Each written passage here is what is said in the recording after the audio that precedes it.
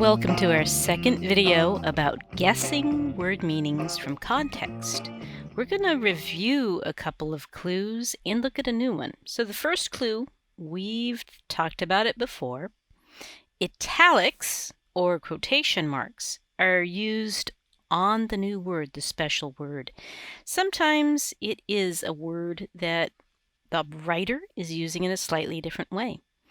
But if you look after the quotation, you can find a definition.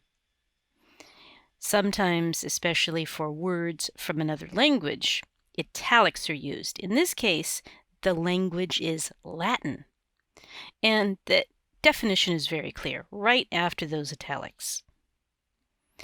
Here's an example of italics used on another Latin word, scientific word. And it's not really clear what the definition is, but we can see some examples. So, using inference, I can understand this is a group of animals. In this case, faux pas is the word in italics. That's from French. And the definition is right there. In this case, norm is a word used in sociology.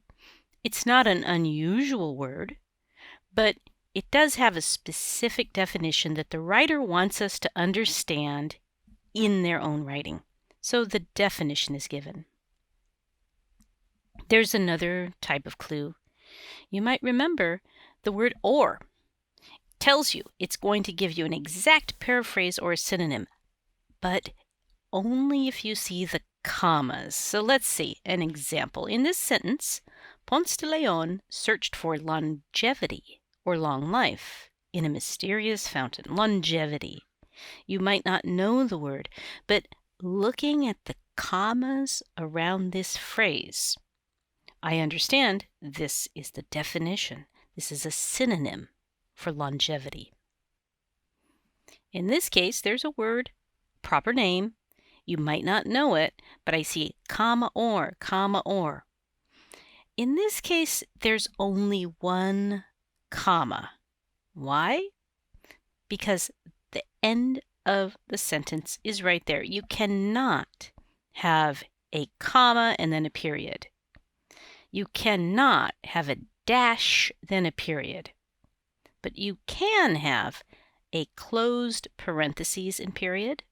You can have a closed quotation and a period. So it really depends on does your punctuation come in a pair? Parentheses, quotations. You've got to have two. Other types of punctuation, one is enough, end with a period. In this case, the new word is emaciated. Emaciated, it means as very, very thin, malnourished, skinny. Here is a whole phrase, and in this case, you can look up each word individually, but it doesn't have the same meaning as the phrase. Comma or, and another comma because your sentence continues. Other examples. I think that you can see the definition of this new word. The definition of this new word, what's the pattern, those comma, or. Now let's check out a third clue. You probably remember that dashes or parentheses, just like the commas, can go around. Paraphrase, example, explanation, and sometimes it is a direct definition. What are delusive thoughts? They are fantasies that will never be true. So that is a synonym or an explanation or a definition.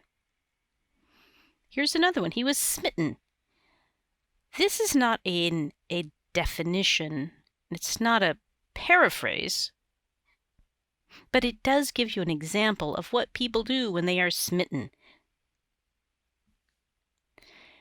In this case, the parentheses do not give an explanation, but they expand the meaning. So, child servitude, which crossed over into child slavery, you can see there is a relationship between servitude and slavery. You can infer that slavery is more extreme than servitude, but very similar. So this is enough to give you a good guess. Servitude is something negative, something related to slavery. That might be enough to understand the sentence. But of course, you could also say, I need to do more. After I finish reading, I'm going to highlight this word and later look it up in a dictionary and make a note in the margin of my book. Here's another one where the word is draconian. What is a draconian punishment? That's a general idea. And here is a specific example of a draconian punishment.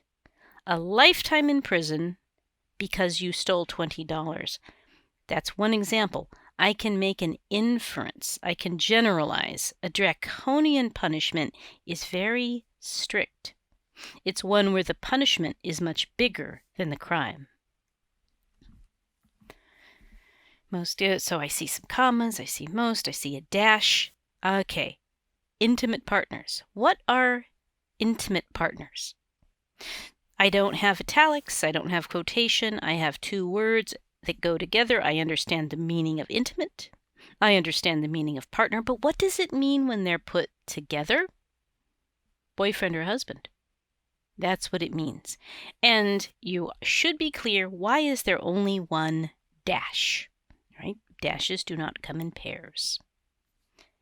Now let's look at a new clue, somewhat different clue. Look for opposites. Look for the antonym. Look for those words in the sentence that mean opposite, contrast. Okay, but, the word but, one of the fanboys. But means contrast, opposite. So it may mean futile, and then go on in the sentence, actually effective. So futile, what is the opposite of futile? Effective. So you can guess, futile means not effective, useless. Parochial. The word in quotations is, the highlighted word is parochial. What is a parochial school? Well, here is not, a word that is not, it's the opposite, not religious. Okay, parochial must mean religious, and it does. Nonconformist. Nonconformist. Even though, now there is a connecting word that means contrast, opposite.